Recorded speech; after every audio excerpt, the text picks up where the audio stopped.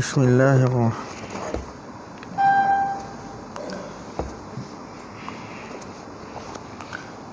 Bismillahirrahmanirrahim. Bismillahirrahmanirrahim. Alhamdulillahi rabbil alamin. Wassalatu wassalamu ala asyrafil anbiya'i wal mursalin wa ala alihi wa sahbihi ajma'in. Amma ba'd. Tuan ini saya ganti Ustaz Wahidin. Ustaz Wahidin tidak dapat hadir. Dia minta saya ganti pada malam ni. Pada malam ni marilah kita menhayati hadis Nabi SAW berkenaan bab al-mujahadah. Mana dalam kitab Riyadhus Shalihin, mana al-Imam Nawawi rahimahullahu taala menhimpun mana dalam bab al-mujahadah, jadi himpun mana dia buat satu bab sabar, bab ikhlas, bab takwa. Mana dalam pada malam ini saya nak baca tentang hadis berkenaan dengan bab al-mujahadah, bab bersungguh-sungguh dalam melakukan ketaatan kepada Allah Subhanahu wa taala dan bersungguh-sungguh dalam meninggalkan perkara yang dilarang oleh Allah taala, bersungguh-sungguh melawan hawa nafsu yang ada dalam tubuh diri seseorang. Tubuh diri seseorang ni maknanya nafsu kita ni sentiasa ajak ammaratun bisu, sentiasa menyuruh kepada perkara yang jahat. Maka kita kena mujahadah, kena melawan nafsu agar lawan nafsu kita. Nafsu suruh buat maksiat, kita kena lawan nafsu daripada buat maksiat kepada tak buat maksiat. Nafsu suruh buat maksiat, kita kena tinggalkan maksiat.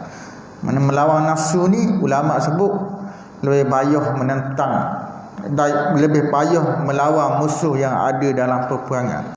Musuh adalah perangan, lawan dengan pedang, lawan dengan pedang, pacu kepala orang. Lawan nafsu tubuh kita bergelut, berkelahi dengan nafsu kita. Nafsu kita suruh ni suruh buat jahat, kita kena lawan. Kena lawan, maknanya buat baik. Nafsu suruh kita mencuri, kita kena lawan nafsu kita jangan mencuri. Sangat payah, lebih payah daripada menentang musuh yang berada dalam menentang musuh di medan perang. Sebab benda tu ada dalam diri kita. Kemudian antaranya disebut oleh para ulama, antaranya ialah menunaikan solat subuh sebagai contoh. Nafsu merasa berat, tubuhnya, dirinya nafsu merasakan solat subuh merasa berat, merasa sangat susah nak menunaikan solat subuh. Memang nak menunaikan solat subuh merasa susah, merasa payah, rasa nak bangun, rasa payah. Tapi kita kena lawan nafsu kita, lawan nafsu suruh jaga sembahyang, kita kena menunaikan solat kepada Allah Ta'ala. Nafsu suruh kita jangan puasa, kita kena berpuasa Ramadan. Kena puasa yang diwajibkan oleh Allah Subhanahu wa Ta'ala. Itu kena sangat melakukan ketaatan kepada Allah Ta'ala ni sangat berat ke atas nafsu, ke atas nafsu seseorang. Pada di atas dunia ni Allah Ta'ala melarang seseorang itu ikut hawa nafsu yang jahat, yang menyuruh ke arah kejahatan. Pada hari akhirat Allah Ta'ala benarkan, dalam syurga dia boleh ikut nafsu nak gini, boleh ikut apa yang dia mahu, dia boleh buat di dalam syurga. Dalam syurga nafsu nak gini boleh ikut, nafsu nak gini boleh ikut. Tapi dalam dunia ni Allah Ta'ala beri hak. Nafsu suruh buat jahat, kena tinggal. Nafsu suruh buat baik, barulah buat, barulah ikut nafsu tu, barulah turut nafsu. Nak Allah Ta'ala nak mana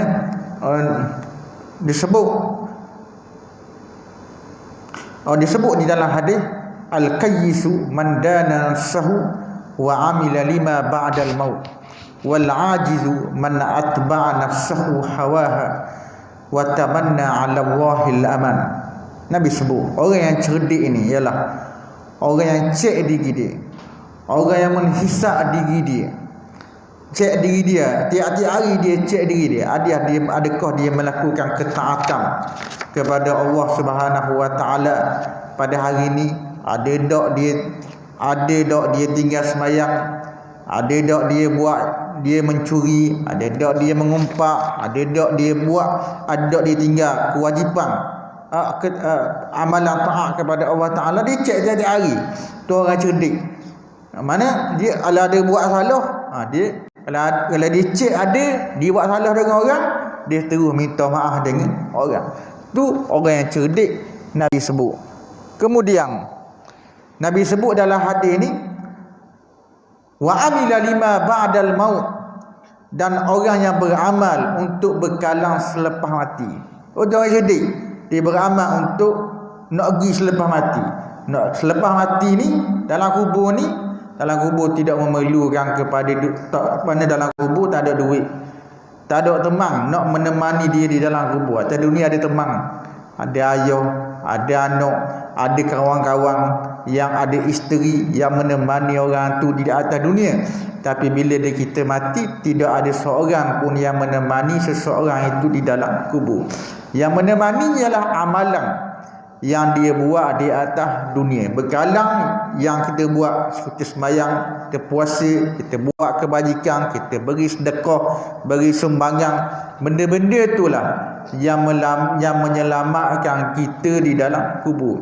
Dan disebut di dalam hadis yang lain, iza mata ibnu adam in qata'anhu amaluhu illa min salas, sadaqatum jariyah wa ilmun yuntafa'u bihi wa waladun salihum yad'ulah. Apabila matinya anak Adam, terputus daripadanya segala perkara terputus daripada anak Adam. Harta pada dunia terputus daripada anak Adam. Keluarga dia terputus daripada anak Adam. Apa-apa, rumah, kereta ada, tak boleh bawa masuk dalam kubur. Illa min salas, Nabi sebut. Malaikat 3 perkara Nabi kabur. Yang pertama, illa min salas, sadaqatum jariyah. Sedekah jariyah, sedekah yang mengalir pahalanya kepada si mati di dalam kubur. Itulah yang menyelamatkan, yang boleh yang menyelamatkan orang tu, yang menemani orang tu di dalam kubur. Mana bila dia beri sedekah, beri sumbangan atas dunia, sumbangan tu memberi manfaat kepada orang. Seperti dia memberi manfaat kepada orang, memberi manfaat kepada di dalam kubur. Seperti memberi sumbangan kepada masjid, memberi sumbangan kepada surau, memberi sumbangan kepada sekolah. Bila siap masjid, orang guna masjid. Orang buat kuliah, orang buat program, majlis-majlis agama. Dan orang yang beri sumbangan tu dah mati. Mana bukan mati dalam keadaan sia-sia, mati dalam keadaan mendapat pahala daripada Allah Ta'ala. Pahala sedekah yang mengalir kepada si mati di dalam kubur. Bukan setakat beri sumbangan kepada sekolah, beri sumbangan kepada perkara-perkara yang memberi manfaat kepada orang. Jalan raya, dia memberi manfaat, dia beri sumbang kepada orang, suruh buat jalan raya berlubang, banyak berlubang. Orang lalu jatuh umur, lalu motor jatuh umur dalam lubang tu. Maka dia beri sumbangan, dia suruh orang baiki jalan. Maka perkara itu memberi manfaat kepada orang ramai. Bila mati, bila orang lalu atas kubur, bila orang lalu atas jalan yang dia buat tu, pahala boleh kepada si mati di dalam kubur. Kemudian Nabi sebut dalam hadis ni, itulah yang membawa bekal, yang memberi manfaat kepada orang tu dalam kubur. Kemudian Nabi kata, wa ilmun yuntafa'u bihi, dan ilmu yang diambil manfaat dengannya. Ilmu yang diambil manfaat dengannya, orang tu mengajar ilmu agama berkenaan dengan akidah, berkenaan dengan fiqh, berkenaan dengan hadis dan macam-macam ilmu. Orang ambil manfaat daripada ilmu yang dia ajar. Bila orang ambil manfaat masih hidup, orang ambil manfaat daripada ilmu yang dia ajar. Pada masa mati, orang ambil manfaat daripada ilmu yang dia ajar. Maka pahala boleh kepada si mati di dalam kubur. Mana bukan setakat mengajar. Kalau orang tu, kalau kita mengajar anak sebagai contoh, Mengajar anak berkenaan dengan solat. Anak ambil manfaat daripada ilmu yang diajar oleh ayah. Anak sembahyang. Dengan sebab ayah ajar sembahyang, anak sembahyang sampai ke besar, sampai ke mati. Boleh pahala, bukan sia-sia ayah di dalam kubur. Boleh pahala kepada ayah di dalam kubur dengan sebab dia ajar anak perkara-perkara yang memberi manfaat, perkara-perkara yang berguna. Kalau ayah ajar perkara yang ada molek, boleh dosa. Kalau ayah ajar benda manfaat sampai ke mati, anak beramal, boleh pahala kepada si ayah di dalam kubur. Kemudian Nabi kabur dalam hadis ini, wa waladun salihum yad'ulah, dan anak yang soleh yang mendoakan untuk si mati. Bila anak orang tua meninggalkan anak yang soleh, lalu anak yang soleh itu doa kepada si mati dalam kubur, mendoakan supaya orang si mati mendapat rahmat daripada Allah Ta'ala. Doa anak yang soleh memberi manfaat kepada si mati dalam kubur. Tiga itulah yang memberi manfaat kepada orang tu di dalam kubur. Dan di dalam kubur disebut di dalam riwayat, Allah Ta'ala merupakan rupa amalan kita. Sebab itulah kita kena buat bekal amalan, buat bekal atas dunia, bekalan amalan atas dunia, nak menuju ke akhirat. Sebab nak menuju ke dalam kubur dan nak menuju ke akhirat. Sebab dalam kubur tu amalan yang menyelamatkan kita dalam kubur. Allah Ta'ala merupakan rupa amalan seperti rupa manusia. Kalau amalan jahat, Allah Ta'ala merupakan rupa jahat. Rupa yang hodoh, munasabah lah dia buat jahat di atas dunia, Allah Ta'ala buat rupa jahat. Kalau orang tu buat amal soleh, amal baik atas dunia, Allah Ta'ala beri rupa baik. Rupa baik yang menemani orang tu di dalam kubur, yang menjinak-jinakkan orang tu dalam kubur, menyebabkan orang tu tak kesik, tak berasa keseorangan. Maknanya ditemani oleh orang, ditemani oleh amalan dia di dalam kubur. Amalan dia kubur nanti akan datang malaikat munkar dan nakir. Malaikat munkar dan nakir akan tanya mu gini, mu jawab. Amalan ke bersih, mu jawab gini. Itu kalau orang tu buat amalan yang soleh di atas dunia. Amalan jahat, orang buat amalan jahat, orang tu amalan dia tu bukan setakat temang, seksa pula orang tu di dalam. Itu disebut di dalam riwayat, disebut dalam hadis Nabi SAW. Kemudian kita sambung hadis tadi. Orang yang cerdik, orang yang cek diri dia, dan orang yang beramal untuk berkalam selepas mati. Kemudian Nabi kabur wal ajizu, dan orang yang lemah ataupun orang yang bodoh. Orang yang lemah ataupun orang yang bodoh ialah wal ajizu man atba'a nafsahu hawaha. Orang yang mengikut hawa nafsu dia. Orang yang bodoh dia ikut hawa nafsu dia. Hawa nafsu suruh tinggal sembahyang, dia ikut. Hawa nafsu suruh berjudi, dia main judi. Hawa nafsu suruh minum arak, dia minum arak. Hawa nafsu suruh berkhalwat dengan orang puas, dia berkhalwat dengan orang puas. Hawa nafsu suruh berzina, ikut saja hawa nafsu. Tu orang yang bodoh. Orang yang bodoh adalah orang yang ikut hawa nafsu. Wa tamanna 'ala Allahil aman, dan bercita-cita atas Allah Ta'ala dengan angan-angan palsu. Berangan-angan atas Allah Ta'ala dengan angan-angan palsu. Sebagai contoh, dia mana buat maksiat lu, mana nanti aku bertaubatlah kepada Allah Ta'ala, aku istighfarlah kepada Allah Ta'ala, aku sekarang ni aku buat maksiat lu, aku enjoy lu, aku main dengan orang puan lu, mana minum arak lu, main judi dulu, buat maksiat dulu. Nanti aku istighfarlah, tahun depan aku istighfar, tahun depan aku istighfar, aku bertaubat. Allah Ta'ala apalah dosa aku, Allah Ta'ala terimalah taubat aku. Itulah orang yang berangan-angan atas Allah Ta'ala dengan angan-angan palsu. Boleh jadi dia meninggal dunia sebelum dia bertaubat kepada Allah Ta'ala. Mana angan dia tidak tercapai, cita-cita dia tidak tercapai. Dia nak bercita-cita nak bertaubat tahun depan, tiba-tiba dia mati sebelum tahun depan. Maka rugilah dia, sia-sialah hidup dia di atas dunia dan pada hari akhirat. Dalam kubur, mana amalan jahatlah yang akan menemaninya di dalam kubur. Sebab dia buat amalan jahat atas dunia, amalan jahat itulah yang akan menemaninya di dalam kubur. Itu amaran daripada Nabi sallallahu alaihi wasallam. Kemudian hadis yang seterusnya kita baca. Hadis yang seterusnya kita baca Kita nak baca, saya nak baca hadis lain tadi. Ini tu baik sebab kita nak cerita bab mujahadah, bab bersungguh-sungguh dalam melawan hawa nafsu.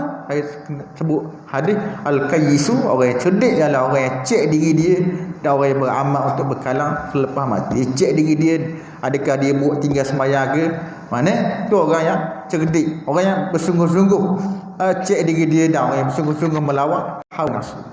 Kemudian antaranya hadis yang lain, Nabi sebut dalam hadis yang lain, Nabi sebut al-mu'minul qawiyyu khairun.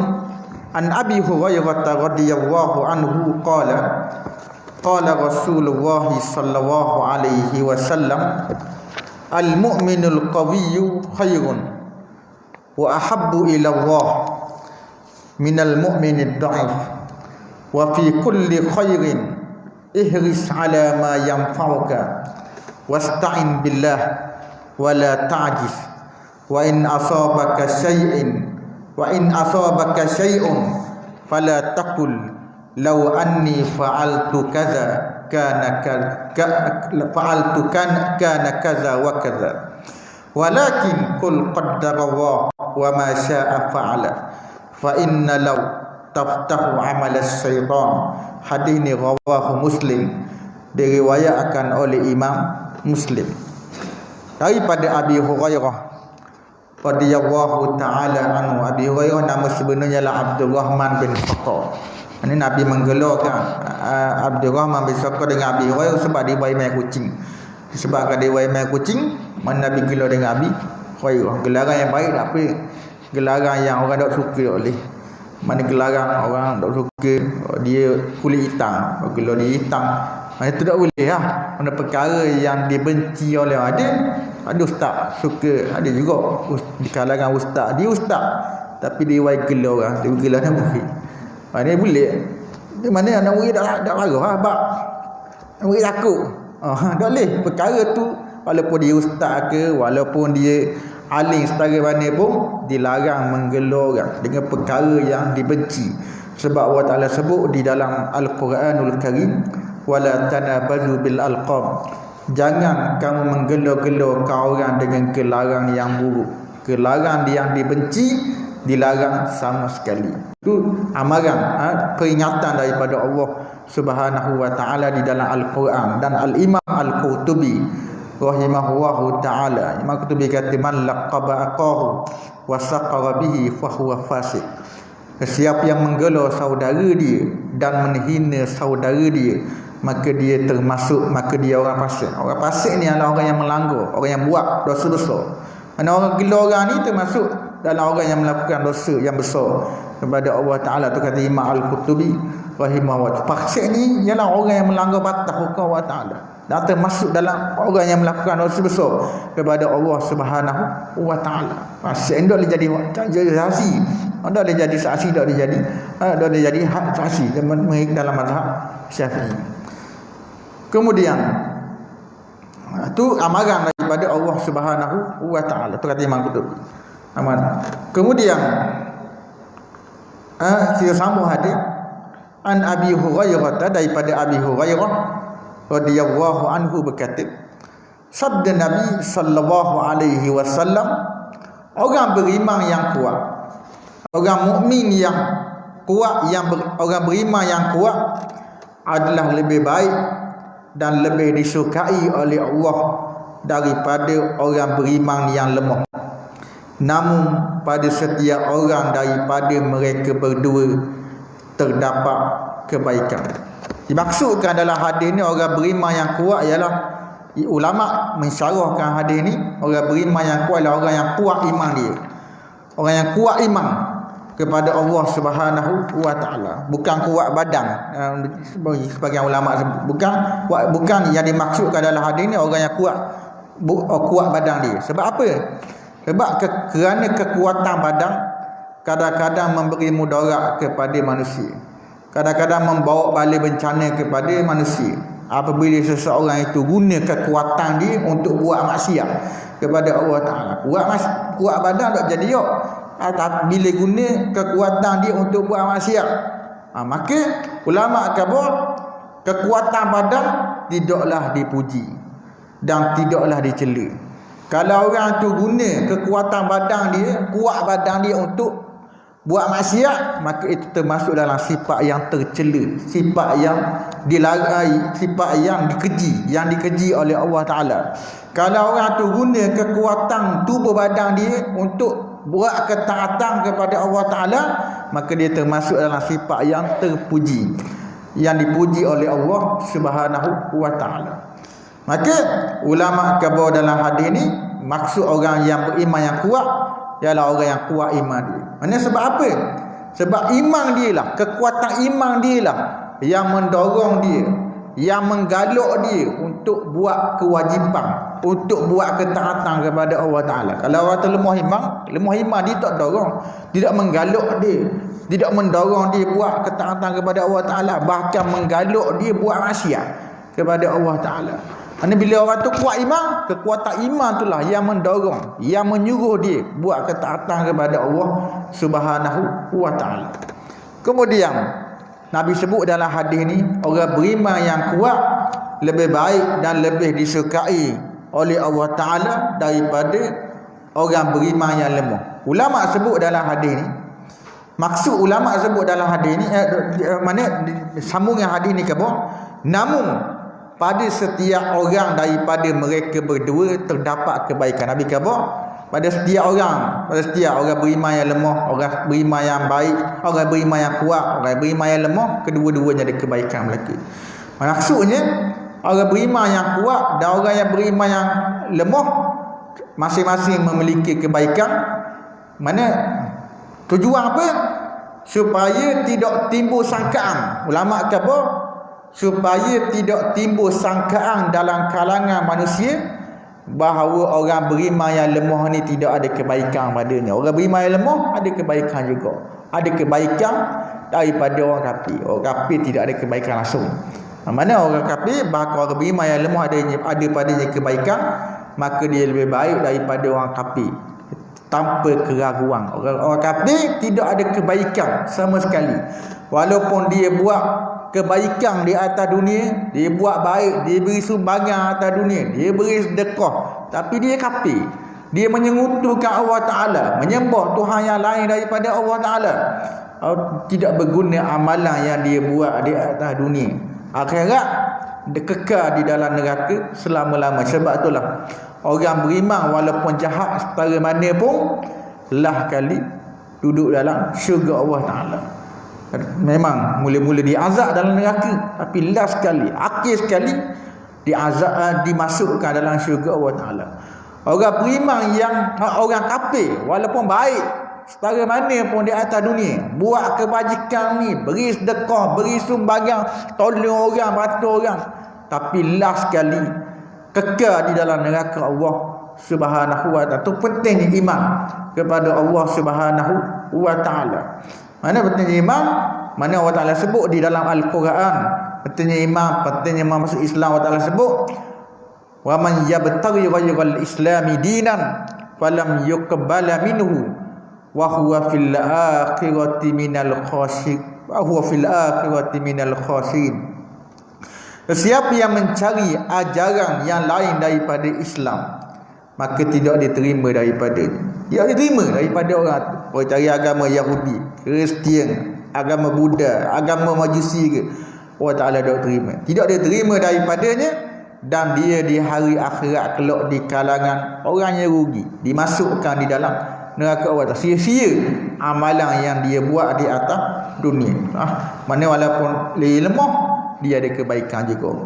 Mana last sekali dimasukkan di dalam syurga Allah Subhanahu wa Ta'ala, berbanding dengan orang kafir tak ada kebaikan langsung. Itu yang dimaksudkan dalam hadis Nabi SAW. Kemudian Nabi kabur sambungan hadis ni, ihris ala ma yanfa'uka, berusahalah bersungguh-sungguh terhadap apa yang memberi manfaat kepadamu.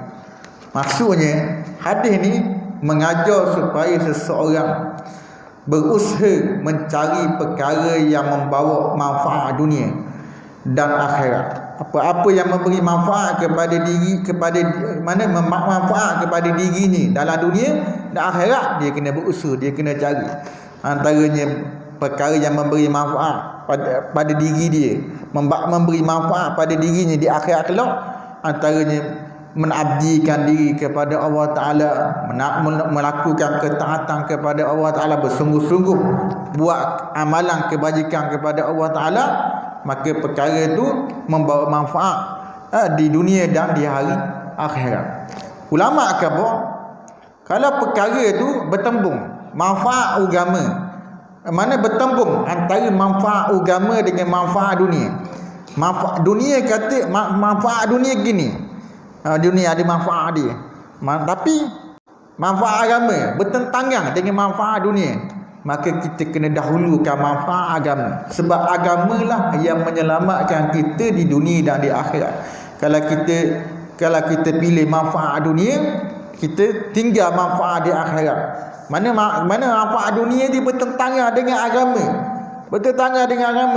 mana tengah, maka kita kena tinggal, maka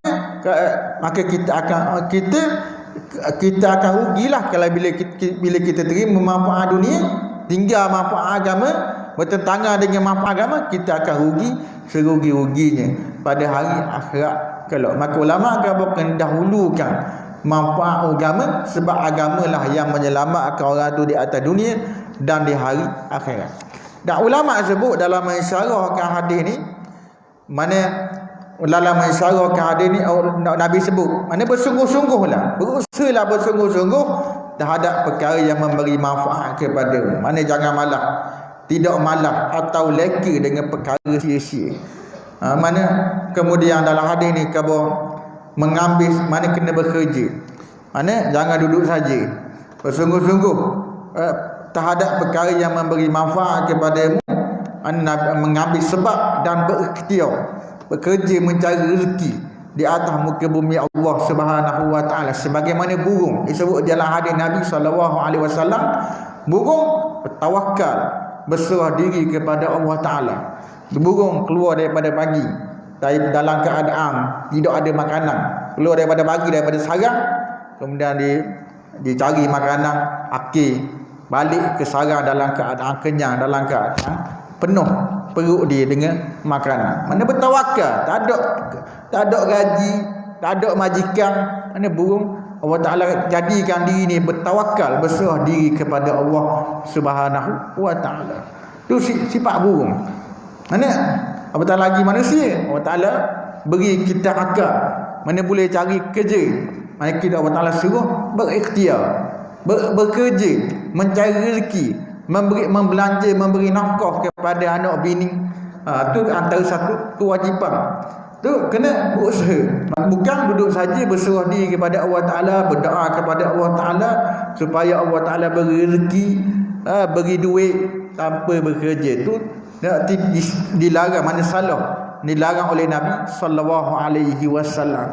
Bagaimana contoh, mana dia nak nambah unta lagi, mana disebut dalam riwayat, orang tu dia berserah diri kepada Allah Ta'ala, nak suruh Allah Ta'ala jaga unta dia. Dia lock gitu unta, dia tak tambak unta. Lah unta lagi ya. Maka Nabi tajuk, caranya ialah berikhtiar, ikat unta tu di tiang ke, barulah bertawakal kepada Allah Subhanahu wa Ta'ala, berserah diri kepada Allah Ta'ala. Begitu juga kita nak beri rumah kita kena juri, kita berikhtiar, kita kunci pintu rumah, kemudian bertawakal, berserah diri kepada Allah Subhanahu wa Ta'ala. Kemudian Nabi sebut dalam hadis ni, wala tansa, mana wasta'in billah, dan minta tolong dengan Allah Ta'ala. Nah, ulama sebut jangan lupa minta tolong dengan Allah Ta'ala walaupun benda tu kecil. Kita anggap perkara tu kecil, kita anggap perkara tu remeh-temeh, kita jangan kita minta tolong juga dengan Allah Ta'ala. Sebagai contoh, mana disebut di dalam hadis Nabi sallallahu alaihi wasallam, la yas'ala ahadukum rabbahu hajatahu hatta yas'aluhu milha. Mana hendaklah seseorang daripada kamu memohon kepada Tuhannya akan keperluannya sehingga dia meminta garang. Nak minta garang pun, nak garang pun kena minta dengan Allah Subhanahu. Perkara yang kecil, perkara yang dianggap remeh-temeh, kita minta dengan Allah Subhanahu wa taala. Dan bahkan Nabi kata sehingga dia meminta tali seliparnya apabila putus. Tu putus dari lipat pun kena minta dengan Allah taala walaupun perkara yang remeh-temeh. Maknanya sentiasa memohon pertolongan daripada Allah taala. Allah taala Maha memberi pertolongan. Tak macam makhluk minta sekali dua boleh dah, tiga kali boleh dah, kali keempat kali kelima tu kena katuk ada orang.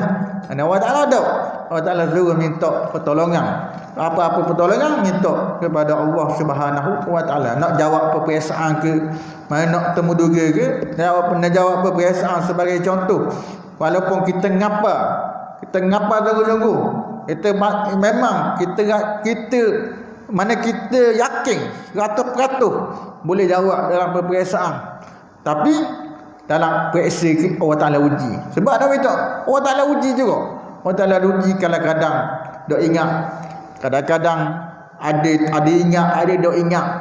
Mana sentiasa minta pertolongan daripada Allah taala agar Allah taala beri pertolongan. Gitulah. Mana memang belum jawab periksa tu mari ingat lagi.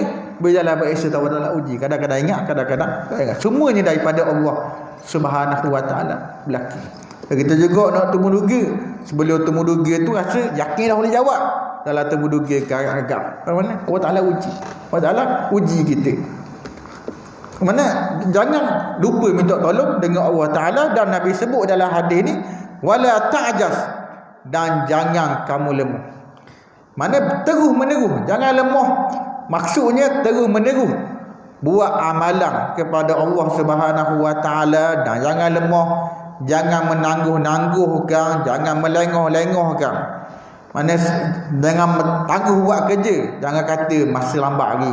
Lama lagi masa. Mana lama dua, nanti aku buatlah ibadat kepada Allah taala, nanti buat aku berilah sedekah. Dia ni berniat nak beri sedekah, dia berniat nak beri sumbangan, duit ada dah, duit banyak dah, nak beri sumbangan, nanti aku berilah sedekah, esok lusa beri sedekah.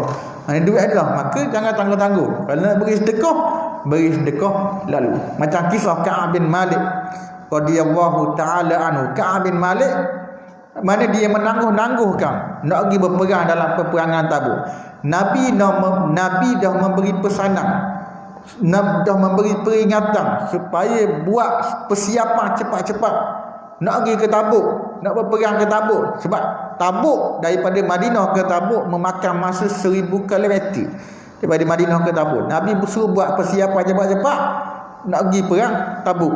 Lalu Ka'ab bin Malik ni, nanti aku buat persiapan. Ni sahabat Nabi sallallahu alaihi wasallam. Nanti aku buatlah persiapan.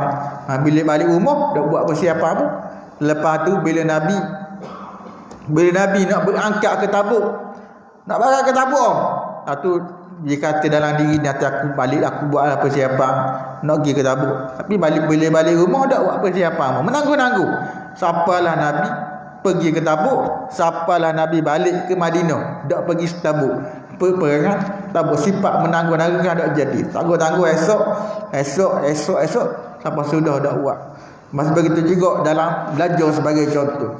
Kalau seseorang tu belajar ke peringkat yang tinggi sebagai contoh, peringkat master ataupun PhD sebagai contoh, kena buat tesis. Maka orang tu jangan tangguh-tangguh. Nantilah aku buat tesis. Masih banyak aku buat tesis. Jangan. Jadi kalau ada sifat menangguh-nangguh, dak buat, dak tergeruk belajar kita. Hari ni kata nak buat, hari ni lah aku buat, esoklah aku buat, lusalah aku buat, sampai kesudah dah buat. Sebulan, 2 bulan, 3 bulan, dak jadi belajar.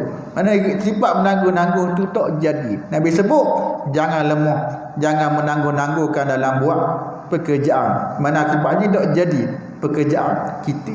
Kalau kita nak buat kerja, Kalau kita nak beramal, kita beramal lah cepat-cepat sebelum datangnya kematian, sebelum datangnya ajal. Bila datangnya ajal, Allah Ta'ala dah terima dah. Allah Ta'ala dah terima dah amalan yang kita buat. Mana dia dekat nyawa nak sampai ke kerongkong dah, baru dah kata aku nak beri sedekah. Maka dah jadi manfaat dah. Sebab harta tu boleh kepada waris dia dah, boleh kepada orang tu, boleh kepada orang tu, ada manfaat dah. Sedekah yang dia kabur nak bagi tu masa nyawa nak sampai ke kerongkong. Masa sakit dia ada harapan lagi. Masa nyawa sampai ke kerongkong tak ada manfaat dah. Harta boleh ke orang lain, harta boleh ke orang tu. Harta yang memberi manfaat ialah harta sedekah.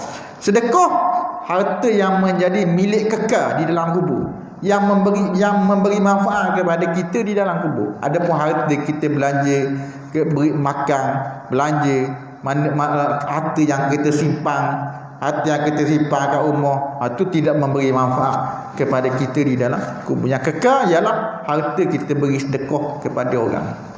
Kita belanja orang, kita beri sumbang ke orang, kita tolong. Itu yang menemani kita, yang membantu kita di dalam kubur. Kemudian kita sambung hadis Nabi SAW. Nabi sebut, fa in asabaka syai'un fala taqul law anni fa'altu kaza fa'altu lakana kaza wa kaza. Mana Nabi sebut, jika kamu ditimpa sesuatu, janganlah kamu berkata, seandainya aku buat sekian-sekian, pasti jadi sekian-sekian. Tetapi katalah, Allah Ta'ala telah takdirkan perkara ini. Apa jua yang dia kehendaki, pasti dia lakukan. Maka Allah Ta'ala, Nabi SAW larang khabar.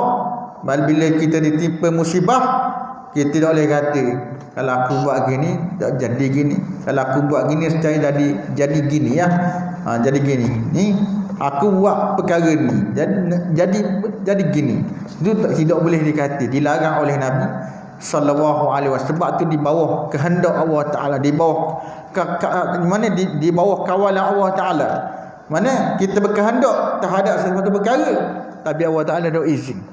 Kalau ada izin, maka kita dah kata, kalau aku buat gini, kalau aku tak buat gini, nescaya tak jadi gini. Tak boleh kata gitu. Sebab itu di bawah kehendak Allah Subhanahu wa Ta'ala. Kita tak boleh ubah dah. Sebab Allah Ta'ala khabar dah, Allah Ta'ala tulis dah di dalam Lauhil Mahfuz. Allah khabar dah akan berlaku perkara ni kepada kita. Kita boleh khabar, kalau aku buat gini, nescaya jadi gini. Sebab itu di bawah kehendak Allah Subhanahu wa Ta'ala. Allah Ta'ala sebut di dalam Al-Quran, wallahu ghalibun ala amrihi. Allah Ta'ala maha berkuasa atas urusannya. Akan tetapi walakinna aksaran nasi la ya'lamun. Akan tetapi kebanyakan manusia tak tahu. Sebagai contoh, ulama sebut, sebagai contoh antaranya tengok cerita, Allah Ta'ala maha berkehendak, maha berkehendak nak buat sesuatu perkara, tapi orang ni nak melakukan bersalahan dengan kehendak Allah Ta'ala. Maka kena ikut, kena aku terhadap kehendak Allah Subhanahu wa Ta'ala. Contohnya, seseorang itu nak pergi Mekah sebagai contoh, nak menunaikan umrah. Kalau orang duduk di negeri Arab sebagai contoh, dia menunaikan umrah dengan naik kereta, senang. Sebagai contoh disebut dalam kita ni, nama sebut iza safara rajulu yuridul umrah. Apabila seseorang itu nak bermusafir, nak menunaikan umrah, bermusafir nak tunai umrah, akan tetapi tengah jalan kereta dia rosak, tengah jalan mari rosak kereta dia, kemudian dia pulang dalam keadaan tidak boleh menunaikan umrah. Maka dia kata, law anni aqastu sayyaratul ukhra lakana ahsan. Kalau aku ambil kereta lain, nescaya jadi molek, nescaya tentu lebih baik ni aku ambil kereta ni. Jadi bunuhlah di tengah jalan. Perkara yang dilarang oleh Allah Subhanahu wa Ta'ala, sebab perkara itu di bawah takdir, di bawah ketentuan Allah Subhanahu wa Ta'ala. Dan ulama kata Sebab apa dia boleh kata gitu? Kerana kamu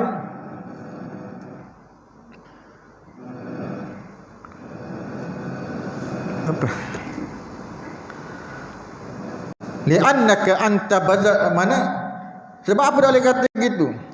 Sebab itu di bawah kehendak Allah Subhanahu wa taala. Kalau Allah Taala kehendak nak menyampaikan kita untuk menunaikan umrah, nescaya Allah Taala menyenangkan kita. Allah Taala memudahkan kita. Tapi Allah Taala tak kehendak. Bila Allah Taala tak kehendak, dia buat kita punah. Dia buat kita rasa. Maka kita tak boleh katalah kalau aku naik kereta lain, nescaya aku boleh pergi apa Mekah ni, aku naik kereta ni. Tak boleh kata itu bawa kehendak Allah Subhanahu wa taala. Kemudian sebab apa tak boleh kata gitu? Fa innal law, maka sesungguhnya law ni, kata kalau ni, sesungguhnya kata kalau ni memtaftahu amal syaitan. Mana kata kalau ni ialah membuka kerja syaitan. Mana kalau kita kata kalau aku buat gini, nescaya jadi gini. Kata kalau tu membuka pekerjaan syaitan. Syaitan akan membisikkan dalam hati kita ni penyesalan. Syaitan akan membisikkan dalam hati kita ni sedih, menyesal, duka cita, tak boleh pergi umrah, tak boleh pergi ke tempat yang kita sukai. Maka kita kena sebut gini, walakin kul qaddarallah, akan tetapi katakanlah qaddarallah, mana qaddarallah, Allah Taala telah takdirkan. Allah Taala telah takdirkan perkara ini. Apa yang dia kehendaki pasti dia lakukan. Tak boleh kata kalau tu membuka kerja syaitan, tapi kena kata Allah Taala takdir. Allah Taala takdir dah aku jadi gini. Allah Taala takdir kata aku bunuh. Allah Taala takdir dah aku tak boleh buat perkara ni. Kena sebab itu semuanya di bawah takdir Allah Subhanahu wa taala. Dan boleh jadi takdir Allah Taala tu lebih baik kepada kita. Kita rasa benci. Mana kita rasa dak wahi, dak lagi sesuatu lepas. Sebagai contoh, kita nak pergi KL sebagai contoh. Tengah-tengah jalan kita mampu. Mana tengah-tengah jalan kita bunuh. Kita merasakan benda tu kita benci. Kita dak wahyu apa kita ni punah, apa kita ni rosak. Tapi Allah Taala mungkin perkara yang kita benci itu lebih baik kepada kita. Sebagai contoh, kita terlepas daripada tiket kapal terbang, terlepas daripada tiket bas, terlepas daripada bas sebayar tu. Dia nak naik bas sekian-sekian sebagai contoh. Naik bas pukul 9. Tiba-tiba kita terlepas daripada naik bas. Lepas dari naik bas, sebab apa kita mari lewat sikit? Ada tergendala ngatuk mati kita, tidur ke, akibat kita terlepas daripada naik bas. Maka kita jadi benci, jadi mana aku boleh terlepas daripada naik bas ni, apa jadi gini, kalau aku agin jadi gini. Padahal perkara yang kita benci tu lebih baik kepada kita. Mungkin macam mana lebih baik? Mungkin Allah Ta'ala nak menyelamatkan kita. Tengah jalan bas tu aksiden ke, Allah Ta'ala nak menyelamatkan kita. Nak beri aksiden, kita Allah Ta'ala beri tertinggal kita.